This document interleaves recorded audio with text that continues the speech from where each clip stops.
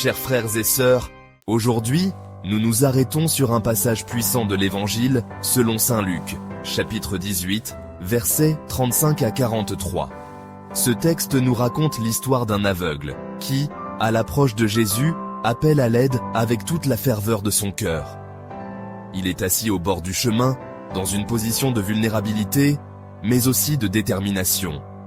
Alors que la foule tente de le faire taire, il crie encore plus fort « Jésus, fils de David, aie pitié de moi !» Cette scène résonne avec nous d'une manière profonde. Combien d'entre nous se sentent, à un moment ou un autre, comme cet aveugle? Dans nos vies, nous faisons tous face à des obscurités, des souffrances, des doutes. Nous sommes souvent entourés d'une foule de voix qui tentent de nous décourager, de nous faire taire, de nous faire abandonner notre quête de lumière et de guérison. L'aveugle représente chacun de nous, portant nos fardeaux, nos blessures et nos espoirs déçus. À travers sa prière, il nous enseigne une leçon essentielle sur l'importance de la persévérance dans la prière. Même lorsque les obstacles se dressent devant nous, même lorsque la société nous pousse à nous résigner, nous devons persister.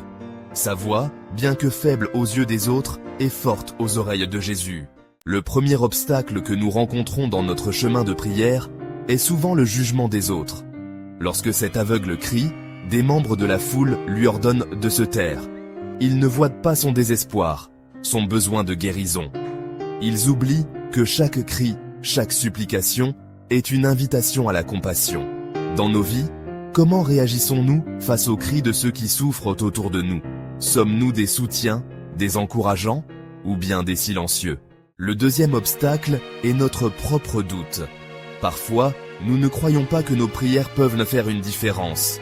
Nous avons tellement pris l'habitude de vivre dans l'obscurité que nous n'osons même plus espérer la lumière. L'aveugle ne laisse pas le doute le retenir. Il sait que Jésus est sa seule chance.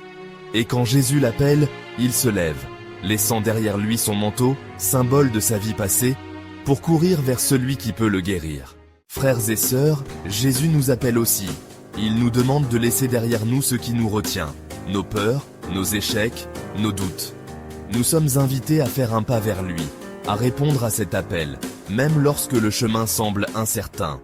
Enfin, la guérison de l'aveugle nous rappelle que Jésus est celui qui voit au-delà des apparences. Il ne se laisse pas influencer par la foule.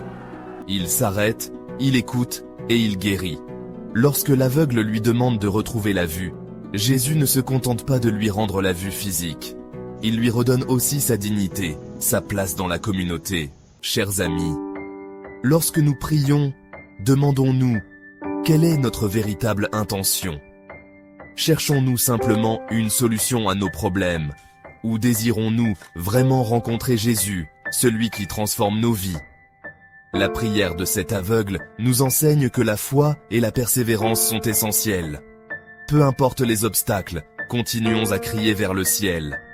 Que notre prière soit une prière de cœur, une prière qui aspire à la lumière, à la guérison, à la véritable rencontre avec notre Sauveur. En conclusion, n'oublions pas que dans notre faiblesse, Jésus se fait force. Sa réponse à notre appel est toujours là. Osons crier, osons prier, et, comme cet aveugle, nous verrons la beauté du monde qui nous entoure.